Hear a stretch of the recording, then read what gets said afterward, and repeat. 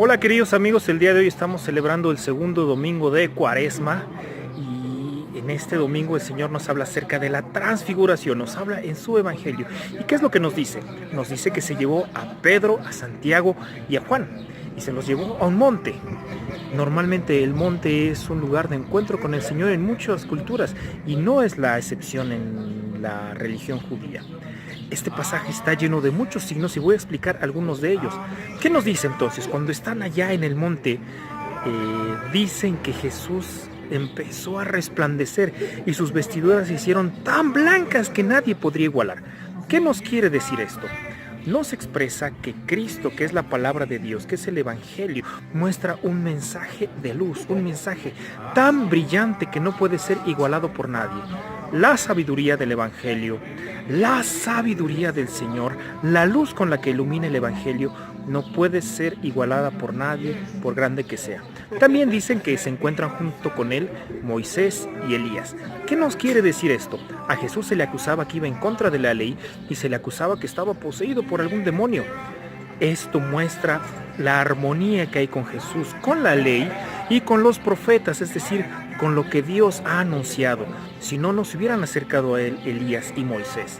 Pero además muestra que Cristo es la plenitud de la ley y la plenitud de los profetas. Y muestra que esta plenitud de la ley y los profetas se manifiesta con mayor grandeza en la cruz. Por eso estaban hablando de la muerte que iba a tener. En la cruz se da la plenitud de la ley, porque la ley tiene como fundamento el amor. Y en la cruz se cumplen las profecías de la salvación del pueblo. Es interesante más adelante que Pedro tiene una propuesta. Pedro normalmente es el de los aceleres, las propuestas. Y su propuesta, como dice el Evangelio, va marcada por el miedo. Entonces pide hacer 3 chozas.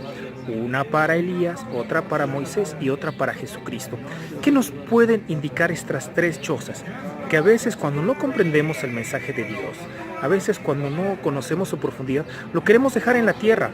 Pensamos que es algo solo para resolver nuestros problemas aquí en la tierra, aquí en este mundo. Y entonces queremos dejarlo, queremos quedarnos solo ahí en la tierra, como quiso hacerlo Pedro. Pero además nos muestra que a veces podemos querer separar el mensaje de Dios. Queremos separar a Jesús de la ley y de las profecías del Antiguo Testamento, cuando no podemos decir que Jesús ya hace de lado la ley y que la ley no se tiene que cumplir. Los mandamientos hay que cumplirlos para estar en armonía con Cristo. Pero también nos dice que todo el Antiguo Testamento tiene sentido en Cristo. Entonces, el Antiguo Testamento no es algo que ya pasó, es algo que todavía nos puede seguir hablando de Cristo. No podemos separarlos en 3 chozas. En Cristo debe haber unidad. Finalmente dicen que los envolvió una niebla. Esa niebla habla del misterio. No podemos ver con claridad, con profundidad el misterio de Cristo, pero ahí está. Y escucharon al Padre que decía: este es mi Hijo amado, escúchenlo. Ese mensaje es el que nos da Dios a todos. Hay que escuchar a Cristo.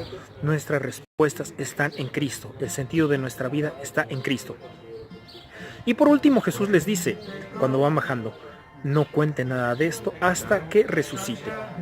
Entonces, no toda verdad es de dominio público. Hay verdades que se pueden saber en momentos y en formas adecuados, pero no toda la verdad tiene que saberlo todo. Hay verdades que son privadas, o hay verdades para las cuales las personas no están todavía preparadas. No quiere decir con esto que tengamos que mentir. No podemos engañar, no podemos hacer creer como verdadero algo que es falso, pero la verdad siempre hay que decirla con prudencia y con caridad, en el momento y en la forma adecuada. Pues queridos amigos, les invito a que compartan este video y les mando mi bendición. La bendición de Dios Todopoderoso, Padre, Hijo y Espíritu Santo, descienda sobre ustedes y permanezca para siempre. Amén. Viva Cristo Rey.